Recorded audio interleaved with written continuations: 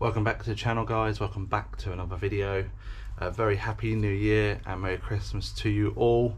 I haven't posted for a while due to traveling and also Christmas holidays, so I apologize for that. There will be an update on the 530D at some point.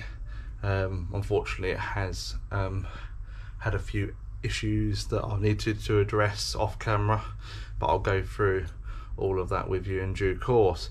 Today I'm going to show you how to replace a map or boost pressure sensor on an N47 engine, and it looks like one of these here, as you can see. Very common for giving you boost pressure sensor error fault codes.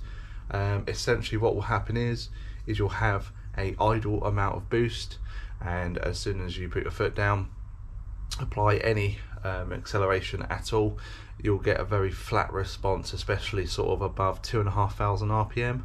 It's very common to see these called map sensors as well, so don't get confused there, they're the same thing. They just come up as boost pressure sensor on the BMW systems. So without further ado, let's go and change that, and I'll show you how to restore full power to your BMW. Right guys, so the engine cover is now taken off. As you can see, I've still got my tuning box installed, so you're going to have a slightly different setup to this. If you don't have one installed, you won't have any of this wire in here, so just ignore that. But essentially what we're looking at today, guys, is this sensor here. What you need to do is you need to take this socket off using this little pull tab. That pulls out like so, and then you push it down and then you pull. You've seen me do this in the tuning box video, because this is obviously a tuning box harness, but essentially the main harness, which is here, will be plugging directly into that. And then if I pull away, you can see here there is the map sensor, the boost pressure sensor itself, just held in by one bolt. And two things to note here: make sure when you put the connector back on, it's the right way up, it clicks on. And secondly, very common, same with mine, the little clip, the wiring harness plug clips over, is actually come off.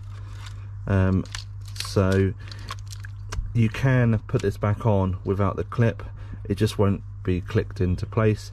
However, if you've got a new map sensor, you should be okay, but if you get a second-hand one, that's something to bear in mind there. So what I'll do now is I'll just grab a socket, pull this out, and we'll put it back in. Right, so it's a 10mm socket, so we're just gonna undo this. It doesn't have to be tight when you do it back up again, because it's just plastic, the manifold, so just screwed into a metal collar. Let's give it a wiggle out. It's held in by a sort of a rubber bung, a rubber seal should I say, and this one probably hasn't been out in a very long time.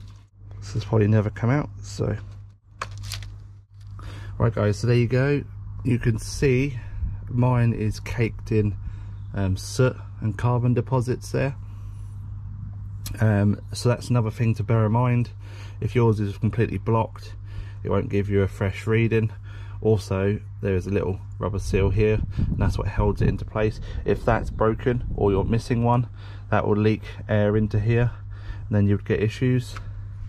So just bear that in mind. So right, I've taken this out, so now I can then replace it and put it back together, nice and easy. Right, so this goes in the same orientation. Pop that into place, 10mm back in, just nip it up so